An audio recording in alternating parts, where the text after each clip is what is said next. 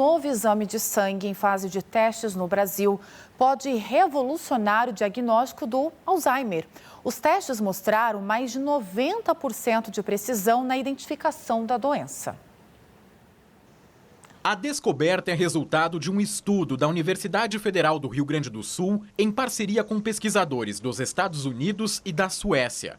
Foram analisadas amostras de 59 pacientes no Hospital de Clínicas de Porto Alegre. Dentre esses 59 indivíduos, tinham pacientes com diagnóstico clínico da doença de Alzheimer, pacientes com demência vascular e tinha um grupo de indivíduos cognitivamente normais. Esses indivíduos, então, foram avaliados clinicamente, fizeram um exame de imagem, tiveram um líquor coletado para que a gente pudesse ter um método de referência. O exame de líquor é feito a partir da coleta de um fluido que circula entre o cérebro e a coluna vertebral. Um procedimento desconfortável, realizado com uma agulha entre as vértebras. Daí a vantagem de fazer o exame através de uma amostra de sangue. No laboratório, os pesquisadores analisaram amostras nesta máquina, capaz de medir com precisão as proteínas relacionadas ao Alzheimer. E os resultados foram positivos. Numa população de indivíduos com um diagnóstico de doença de Alzheimer, o exame teve uma acurácia similar à que tinha sido reportada em estudos europeus e norte-americanos, com uma acurácia de mais de 90%, então, para detectar alterações patológicas típicas da doença de Alzheimer. Esse exame é considerado uma inovação porque até agora o diagnóstico dependia de testes caros ou invasivos. A expectativa dos pesquisadores no futuro é que a nova tecnologia seja adaptada para o SUS, reduzindo custos e acelerando o início do tratamento. O Alzheimer é uma doença neurodegenerativa que afeta a memória, a comunicação e o comportamento. Os primeiros sintomas costumam ser esquecimentos, desorientação em lugares conhecidos e a mudança de personalidade. Este engenheiro mecânico chegou a projetar automóveis em uma fábrica, mas o Alzheimer mudou completamente a rotina. Eu deixei de fazer muitas coisas que eu gostava, que era dirigir, trabalhar, não podia mais. Eu estava errando também nas minhas tarefas, aí eu fui separado para ficar em casa. Mas assim, mas era melhor, né? Porque estava rateando muito, falando muita coisa, esquecendo muita coisa. O diagnóstico definitivo só veio 3 anos depois do início dos sintomas. Um caminho que poderia ter sido mais rápido com um exame como esse. Hoje, com medicamentos, ele consegue manter a própria autonomia. Agora tá bem mais controlado. Dá para viver tranquilamente, sem fazer algumas coisas que eu fazia, né? A pesquisa coloca o Brasil entre os países que mais avançam na busca por um diagnóstico rápido para o Alzheimer. A gente segue falando de saúde. Você que é do Distrito Federal, atenção, porque a campanha de vacinação contra a gripe foi ampliada e vai ficar disponível até o final deste mês. Qualquer pessoa com mais de 6 meses de idade pode se vacinar. É preciso levar um documento com foto e também é recomendado levar a caderneta de vacinação. Mas caso você não tenha, não se preocupe, a imunização não vai ser negada. Vale lembrar que a vacina da gripe protege contra complicações da influenza, deixando a doença menos perigosa. E o Instituto Butantan vai recrutar idosos para ensaio clínico da vacina da dengue. Os testes serão realizados em 767 voluntários de 60 a 79 anos e serão realizados ao longo do ano em 4 centros de pesquisa em Porto Alegre e Pelotas, no Rio Grande do Sul, e um em Curitiba, no Paraná. Participam ainda 230 adultos de 40 a 59 anos, como grupo controle em 5 centros de pesquisas, também nos mesmos estados. Os 997 participantes do sexo masculino ou feminino precisam estar saudáveis ou com comorbidades controladas. 7h04, ainda falando de saúde, dados divulgados ontem pelo Ministério da Saúde mostram que em 2025, apenas 2 vacinas alcançaram a meta de cobertura do Programa Nacional de Imunizações. São elas a BCG, que protege bebês da tuberculose, e hepatite B para recém-nascidos. Vacinas como sarampo, poliomielite e Covid estão abaixo da meta de imunizar 95% do público-alvo. A Raquel Muarrec, se eu falei errado o seu nome, por favor, Raquel, me corrija, é infectologista, vai nos ajudar a falar com mais profundidade sobre esse tema. Seja bem-vinda, Raquel. Bom dia, tudo bem? Bom dia, Luara. E tá certinho, Muarrec mesmo. Então tá ótimo, acertei, tá ótimo. Vamos lá, Raquel. Sarampo, rubéola e cachumba, 79% de cobertura do público-alvo. Pólio um pouco mais próxima da meta, com 90%. E a Covid, apenas 3,5% das crianças. Qual a maior preocupação com essas vacinas que estão abaixo da meta de imunização, Raquel? Olha, a indicação dos 95% é o efeito rebanho, né, da vacina. Então, quando você tem uma população vacinada adequadamente, você tem a menos circulação daquela doença naquela região.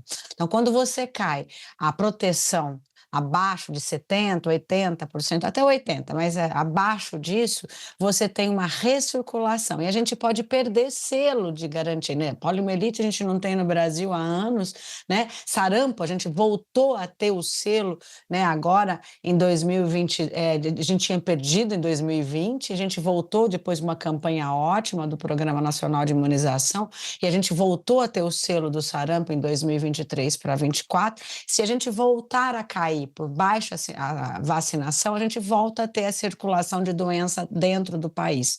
Então, isso é uma coisa ruim, porque a gente tem doenças imunoprevisíveis ou imunossuscetíveis à vacina e a gente volta a ter doenças que não haviam necessidade de ter novamente. E são vacinas, né, Raquel, que estão disponíveis no SUS, tem perto da casa de todo mundo, são vacinas seguras, de graça, é uma questão mais de conscientização e também de informação para poder levar o seu filho, o seu neto, quem for aí responsável, até o adulto, para estar com a vacinação em dia. Ô Raquel, os dados do Ministério da Saúde mostram que as vacinas que protegem recém-nascidos e bebês alcançaram a meta. O que a gente pode trazer de explicação para a baixa procura nas demais vacinas do calendário? Pode ser uma questão de desinformação, pode ser uma questão um pouco de resistência, falta de orientação. Como a gente pode explicar isso? Tudo isso junto, a falta de informação, a falta de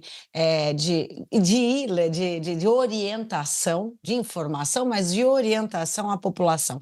Isso que nós estamos fazendo aqui é muito importante para que chegue nas mães, né? Chegue nas crianças, para levar elas ao posto de saúde para fazer a readequação da carteira vacinal. O adolescente também tem várias vacinas que estão em queda progressiva, né? Você falou do Covid também os idosos, eles são obrigados a fazer anual a sua recolocação de vacina, e ele também é uma queda muito importante, e aonde nós estamos tendo caso de doenças, a retorno de algumas doenças como o Covid, que a gente poderia estar bem melhor, a gente está voltando a ter por baixa resposta às vacinas. Então, vacinar é indicado para que diminua casos graves. Começou segunda-feira agora, sarampo, né? Nós vamos ter o dia D no dia 18, que é da febre amarela, para quem não tomou de forma adequada, readequar a sua vacina, porque nós estamos tendo caso de febre amarela com alta mortalidade, porque a doença é grave. Então, eu acho que você procurar, olha, não sei se eu tenho adequado ou não a carteira. Temos aplicativos, né, que é o Meu SUS, ele readequa quem tomou vacina por farmácia, quem tomou vacina em clínica particular, quem tomou pelo SUS, tudo é junto nesse Meu SUS, onde você toma e a vacina aparece ali. Então, não está adequada a vacina, vai ao posto para poder readequar novamente. Ah, e hoje em dia a tecnologia ajuda muito, né, Raquel? Antigamente a gente precisava daquela caderneta, a minha era rosa, assim, cheia de carimbos e anotações à caneta, e aquilo ali muita gente já perdeu. Hoje em dia a tecnologia ajuda muito a gente a acompanhar como está a nossa prevenção a doenças. E Raquel, eu quero que você possa falar com a gente também, desde quando que nós estamos enfrentando esse problema de uma queda na procura por vacinas que fazem parte do nosso calendário do Sistema Único de Saúde. Você já citou, por exemplo, o sarampo desde 2020. A gente pode colocar esse índice por conta ali também daquele período de pandemia? Ó, a pandemia realmente diminuiu a adesão a outras vacinas, né? Teve um período, a gente fala que a gente permaneceu por um tempo em guerra, né? Então, e aí as pessoas se assustaram mais. E com isso, diminuiu as pessoas, a procura das vacinas outras nesse período pandêmico.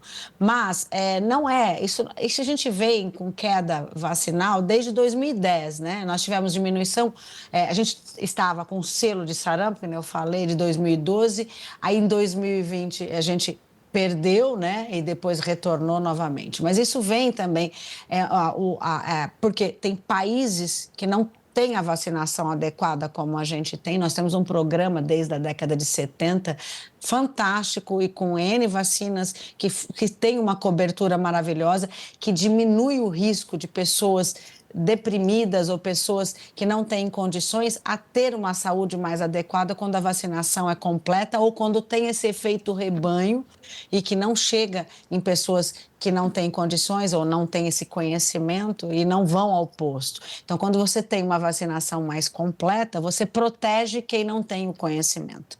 Então, essa é o que a gente fala que é a vacina de imunossuscetíveis, a gente ajuda essa população.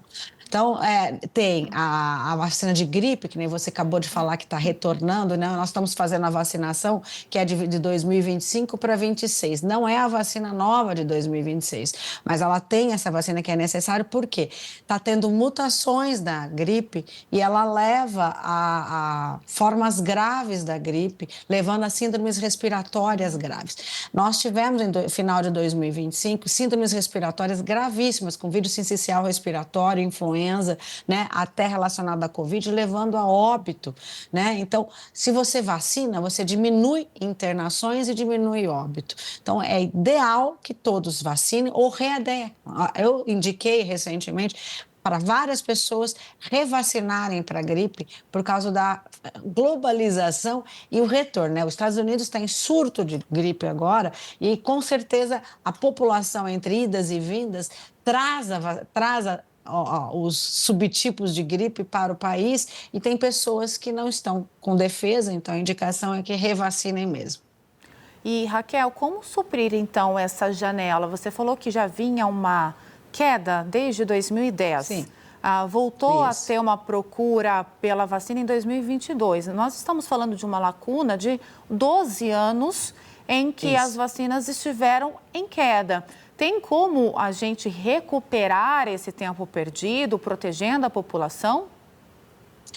Programas de campanha, são essas campanhas que estão sendo feitas. Começou agora sarampo, vai ter febre amarela, aí vai ter toda retornar, acho que precisa de orientar novamente a de Covid para as pessoas vacinarem, as crianças que nunca foram vacinadas, os idosos vacinar todo ano, que nós já estamos na 6ª para a 7ª dose, readequar o seu calendário. Eu acho que a hepatite B também houve uma queda na sua imunização, na faixas etárias maiores. O adolescente que tomaria de HPV também é uma queda importante de 10 a 14 anos, porque o adolescente também não quer muito ir tomar a vacina, então a mãe tem que incentivar, eu acho isso, a levar o adolescente a tomar, porque cair isso também leva aumento de câncer de colo de útero, leva câncer de laringe, câncer de intestino. Então, se você readequar a vacina ou levar todos por faixas etárias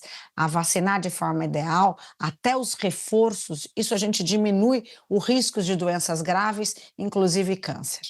E muitas vezes, né, Raquel, por puro preconceito que um pai, uma mãe deixa de levar um jovem para se vacinar, como, por exemplo, HPV, principalmente entre os meninos, que o índice de cobertura vacinal é ainda menor. As pessoas pensam que são só as meninas que precisam se vacinar. Me refiro a meninos e meninas por conta que ainda são crianças e adolescentes, né? A fase ideal para a vacinação, mas é importante que os pais tenham consciência do quanto eles podem prevenir. Existem números que mostram que 80% da população vai ter contato com o vírus, que ele não se manifesta em todo mundo, mas uma queda de imunidade, uma outra situação de saúde pode sim se manifestar e causar, então, por exemplo, o câncer colo de útero em meninas, em mulheres. Raquel, só para a gente encerrar, para a gente deixar o recado, vamos valorizar quais doenças estão erradicadas no Brasil, que nós temos vacinas e que é um papel importante do nosso programa de imunização nacional.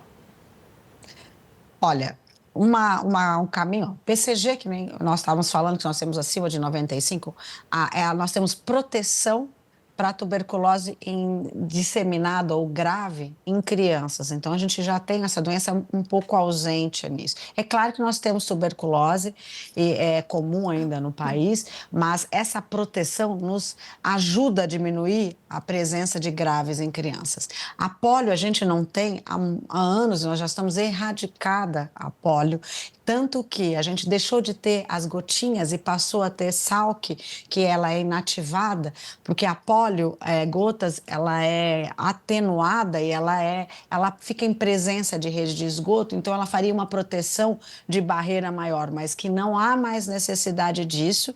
Então é uma vacina que a gente teve um ganho muito grande, tendo só a inativada agora. Então nós temos polio ausente, nós estamos com sarampo, só com 2 casos importados. Nós não temos sarampo mais no país com casos nossos, então sarampo é um retorno depois da grande imunização que a gente fez depois que a gente tem perdido o selo e voltou a ter novamente. Então a campanha nos ajuda a diminuir e ficar ausente, mas a gente precisa ter essa ausência por anos e anos e anos para a gente ter uma segurança maior. Então, não adianta eu informar e depois perder. Então, sarampo ausente, a gente tem diminuição dos casos graves, né? Que nem nós tivemos um surto da gripe em 2009, depois a gente passou a ter menos casos de forma grave em gestante, em pacientes imunossuprimidos. Então, se você vacinar para as doenças, no geral, você diminui, a gravidade diminui, ganhando graças a Deus, algumas respostas mundiais de melhora de vacina, né, que nós temos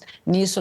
O nosso país é um país muito adequado, porque a população, mesmo com baixa adesão, ela vai quando ela é informada, tá? Então, eu acho isso um ganho para nós, brasileiros, né? Com certeza, Raquel, muito obrigada por trazer todo o esclarecimento, orientação e também informação para quem está nos assistindo. Seja sempre bem-vinda ao News Primeira Edição. Até a próxima. Obrigada, Luan. Obrigada a todos.